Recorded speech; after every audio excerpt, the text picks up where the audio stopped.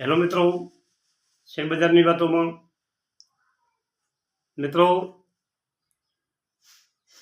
તમે ભૂલથી પણ એક શેર વેચશો મત. જે આ સેક્ટરના શેરો છે એની હું આગળ તમને તમામ વાત કરવાનો છું આજે, કે એનું કારણ છે અને એક સારામાં સારા સમાચાર છે. આ સ્ટોક જોરદાર કમાણી કરાવી શકે એવા સ્ટોકો છે, પરંતુ એમાં સમય આપવો પડે. તમે જે નોંધ કરી હોય તો શેર બજારમાં તો 2022નું વર્ષ, આખું વર્ષ અદાણી ગ્રુપના શેરો ખૂબ ફોક્સમાં રહ્યા અને એ વખતે કંપનીઓએ જોરદાર રિટર્ન આપ્યું અને જ્યાં જુઓ ત્યાં ફક્ત અદાણીના શેરોની ચર્ચા જોવા મળતી હતી. અદાણી ગ્રુપની કંપનીઓ, Adani enterprise, Adani green energy, Adani port, Adani power, ખૂબ કંપનીઓ જોડે અને એની સાથે સાથ કંપનીઓ અને બાકીની પેટા કંપનીઓ પણ દમદાર દોડી મિત્રો, અને લોકોને ખૂબ પૈસા બનાવ્યા અદાણીના શેરોમાં.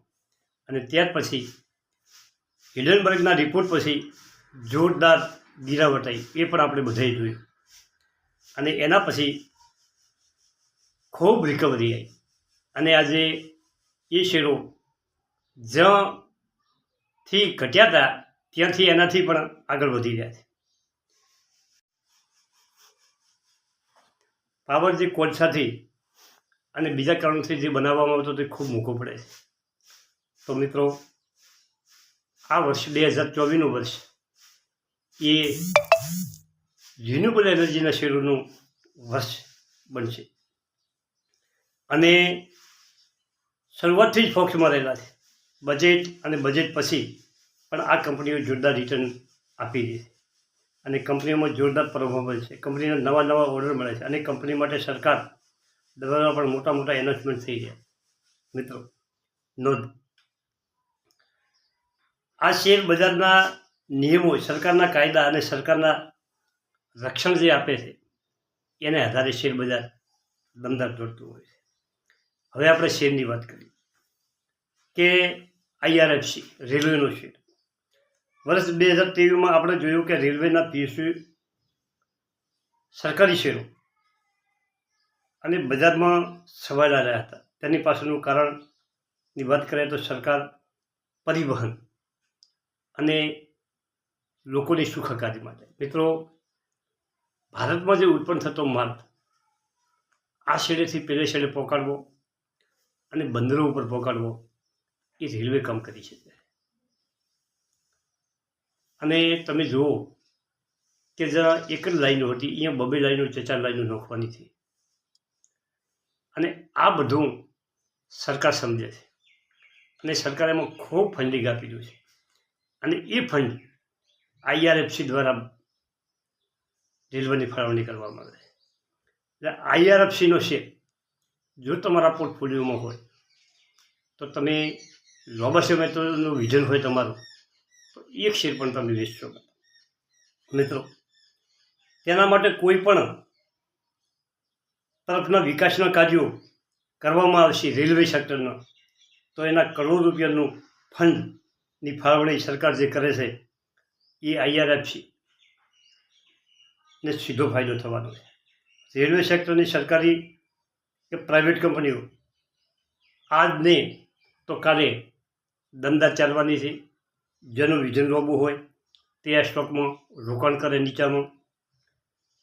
અને જે સેક્ટરના ન્યૂઝ છે એની વાત કરીએ કે જે રીતે થોડા દિવસ પહેલાં પ્રધાનમંત્રી મોદી સાહેબે રેલવે વિભાગ ઇન્ફ્રાસ્ટ્રક્ચરને વધારેમાં વધારે વિકાસ કરવા માટે 41,000 કરોડ રૂપિયાની જે ફાળવણીની એનાઉન્સમેન્ટ કરી, એ જૂની જાહેરાત અને નવી જાહેરાતો પણ એમાં સમાવેશ છે.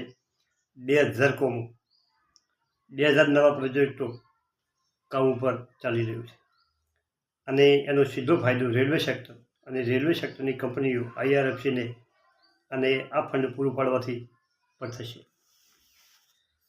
હવે રેલવેનો ફંડનો ફાયદો સીધો મળશે IRFCને અને વંદે ભારત પછી અમૃત ભારતને જોરદાર બઢાવા મળી રહ્યા છે.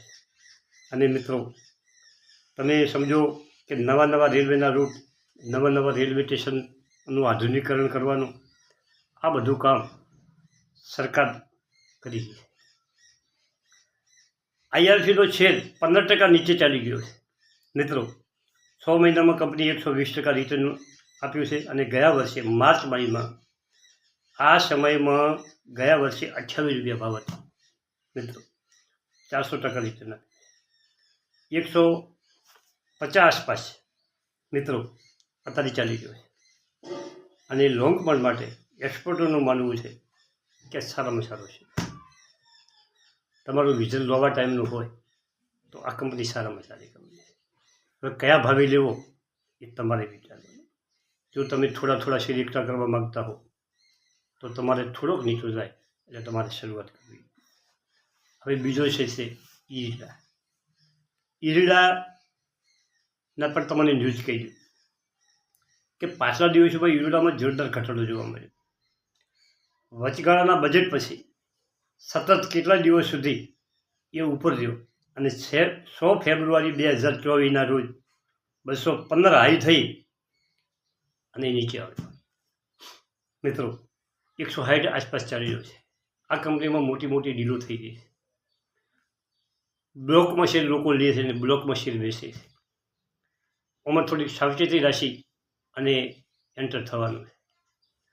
આ એ શેર અત્યારે સાઈડ ભલે ચાલતો હોય, પરંતુ જાણકારોનું એવું કહેવું છે કે આ શેર 124 થી 125 રેન્જ વચ્ચે રમશે. એટલે તમારે ઘટાડે કોના ઉપર નજર રાખવી જોઈએ. હવે એના ત્રિમાસિકના વકડા કેવા આવ્યા છે એની થોડીક આપણે વાત કરી દઈએ કે કંપનીનો ચોખ્ખો નફો મિત્રો 67% વધી 335.54 કરોડ થયો છે. અને આ કામગીરીમાંથી કંપનીને 44.21% વધારા સાથે 1,253 કરોડ થઈ છે એનો આવક. અને ગયા વર્ષ આ સમાન વર્ષમાં 8,868 કરોડ હતી, જે વધીને 1,1253 કરોડ થઈ છે. હવે નિષ્ણાતોનું એવું માનવું છે કે આ શેરમાં તમારે એન્ટર થવું હોય તો થોડીક ધીરજ રાખવી પડે. અને જેના પાસે સ્ટોક્સ હોય, ભલે ઊંચામાં લીધો હોય કે નીચામાં લીધો હોય, દરેકના ભાવ આવવાના છે. પણ એના માટે તમારે સમય આપવો પડે. તમે શું કદાચ 200 આસપાસ તમારે લેવાઈ ગયો હોય, 180 આસપાસ લેવાઈ ગયો હોય. મારા પોર્ટફોલિયોમાં પણ આ સ્ટોક છે મિત્રો, પરંતુ એમાં કોઈ ગભરાવાની જરૂર નથી. ભલે આજે 160 ચાલતો હોય ને તમારે 180નો પડ્યો હોય તો એનો ભાવ પણ આવી જશે મિત્રો. પણ તમારે એના માટે સમય આપવો પડશે, ધીરે રાખવી પડશે. અને શેરબજારમાં આ થવાનું જ છે. ઉપરથી નીચે આવે અને નીચેથી ઉપર જાય એ શેરબજારનો ક્રમ છે મિત્રો. શેરબજારમાં કોઈ પણ શેર તમે લીધો હોય તો એની ચિંતા ના કરવાની કે ભાઈ આ શેર, પણ તમારે એમાં નજર રાખવાની છે.